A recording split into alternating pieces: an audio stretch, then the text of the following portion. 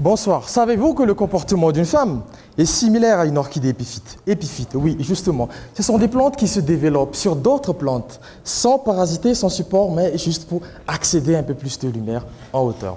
C'est comme une femme qui a besoin d'un homme en tant que support dans la vie. Mais inversement, les femmes peuvent être surprenantes en tant qu'épiphyte. Dans ce premier cas, elles peuvent abriter beaucoup plus de vie de micro-organismes par rapport à son support qui a des milliers de feuilles. Comment? Grâce à la disposition des feuilles en rosette, comme l'ananas, oui, lui donne la faculté d'intercepter le débris des feuilles mortes et de l'eau. Il est très apprécié par une orchidée épiphyte. Dans ce deuxième cas, ce palmier a la même faculté, mais en tant que support. C'est donc l'apparence qu'il faut pour avoir une orchidée épiphyte. Pour un homme, il faut être beau et musclé, n'est-ce pas, mesdames?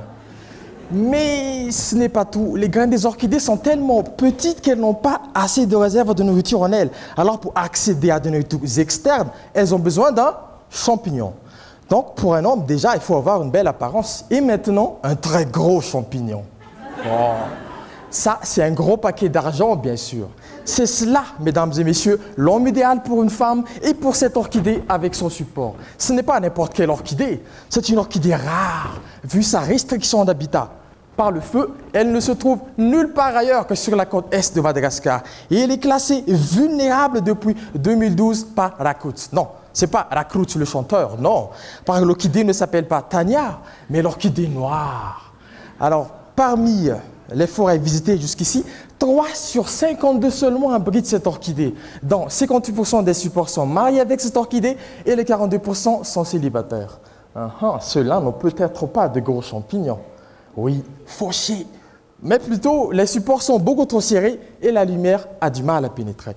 Pour vérifier cette hypothèse, je vais mettre ces orchidées sous différentes conditions de luminosité à l'état naturel et sous ombrière. Pourquoi? Si j'ai réussi à trouver la quantité de luminosité adéquate pour une bonne respiration de l'orchidée qui va donner de l'énergie en sucre utilisée par les champignons, et les champignons donnent du nutriment nécessaire à cette orchidée. C'est comme nous, forcément, on a besoin d'énergie pour aller au travail. Et ce travail sera compensé en argent et l'argent nous donne ce dont on a besoin.